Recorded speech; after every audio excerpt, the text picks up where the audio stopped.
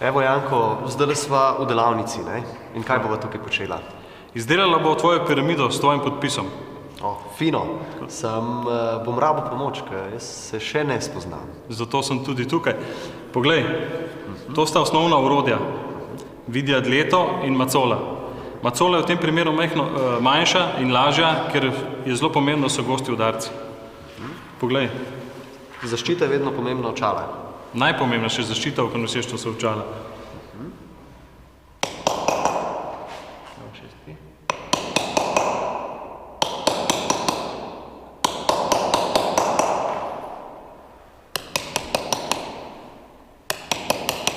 Poskusil? Ja, bom. Prej bi porabil še nekaj napotkov.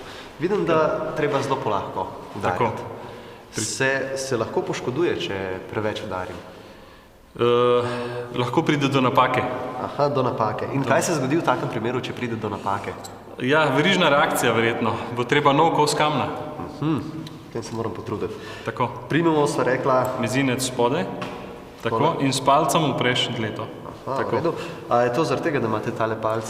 Tako, zaradi tega imamo mi kamnoseki mečkano bolj udebeljen mezinec. In se pravi, če gremo na M, nastavimo. Tako, naris. In lahko. Tako. In naprej. A bi bil dober vajenc?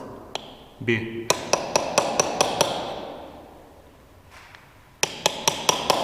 Sem premočno ali... Lahko bi mečkano bolj po koncu. Naklon je zelo pomemben pri črkah, ne? Dobro, potem pa malce popravimo.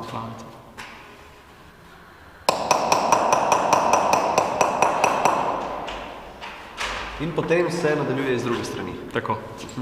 Pa še nekaj, kaj pa vi najraje delate? Sam najraje izdelujem ornamente, mogoče črke in plastične figure, recimo. Kateri izdelek vam je pa najbolj všeč, ki ste ga vi naredil ali morda kakšen vaš vajenec? Težko bi rekel, vendar vsak izdelek, ki ga naredi dijak v 3. letniku, ki da kamnu nek svoj pečat, je zanimiv izdelek. Tako da težko bi se izjasnil. Bomo pa kasneje tudi pogledali te izdelke, tako da boste videli, da so vsi unikati. Tukaj sva in imam dva orodja. Kaj vse še rabite? Potrebujemo še špico. Tukaj imamo odbijač, je posebno orodje, samo za odbijanje. Lahko pokažem? Lahko, ampak se morava zaščititi. Evo, izvolite. Malce bova zožala tvojo piramido. Da no prema. Tako.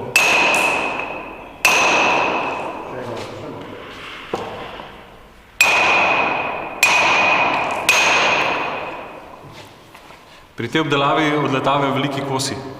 Tako da je treba biti previdno. Je pa res, da sedaj so šla kar tako, odbija se ponovadi do nekega risa, ki imamo začrtan po načrtu in to je pričetek dela z ostalimi obdelavami. In kaj vam pri tem poklicu predstavlja izziv? Največji izziv je seveda, da naredimo en všečen izdelek, kvalitetno in da se potrudimo po svojih najboljših močeh, da ne pride do kakšnih napak. Dobro. Zdaj res predlagam, da dokončam tole moje ime. Prav. A lahko? Z te strani pa... Kar okrog. Kar okrog.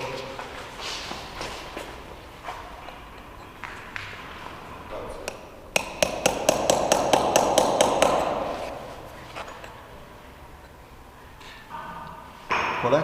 Ja, vmesni material lahko se okruši. Do konca. Tako. Lahko greš malo vse.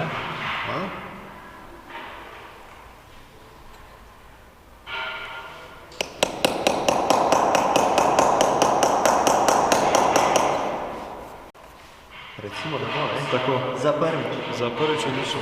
Kar dobra naravnost.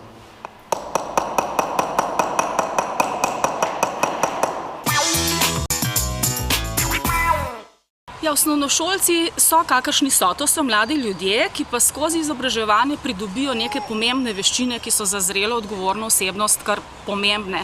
To so predvsem vztrajnost, natančnost, sposobnost koncentracije. Namreč kamen je material, ki ne pusti nobenih bližnjic, zahteva pozornost, ne da se prehitevati. Kamen je treba poznati, spozna se ga tudi skozi napake, tako da tudi, če je mlad človek na začetku nekoliko vihrav, se teh razvad odvadi, ker ga kamen enostavno prisili k neki disciplini.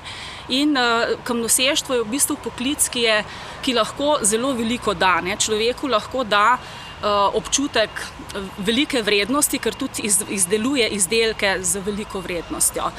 Dela na elementih, ki jih je stoletja in tisočletja izdelovala narava, se pravi naravni kamen, in potem z nekimi ostrimi in trdimi orodji lahko izvablja neskončno mehke oblike iz tega trdega, na videz mrtvega materiala, ki je pa v resnici prerez enega življenja iz preteklosti.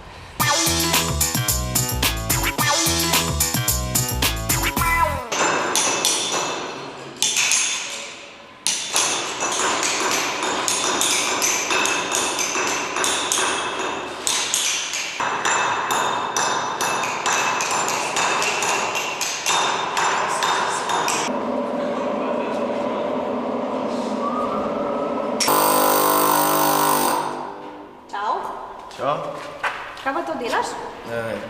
Izdelujem kartone, kamnoseški profil, kot en standard, če že tukaj vidite, zarisam prvo postopek, kako do tega prideš.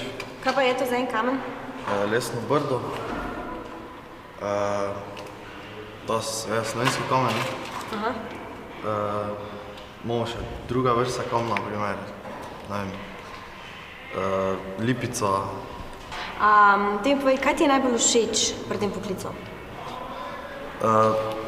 Pri tem poklicu, ker moraš imeti ročne spretnosti, naprimer, malo se moraš navaditi.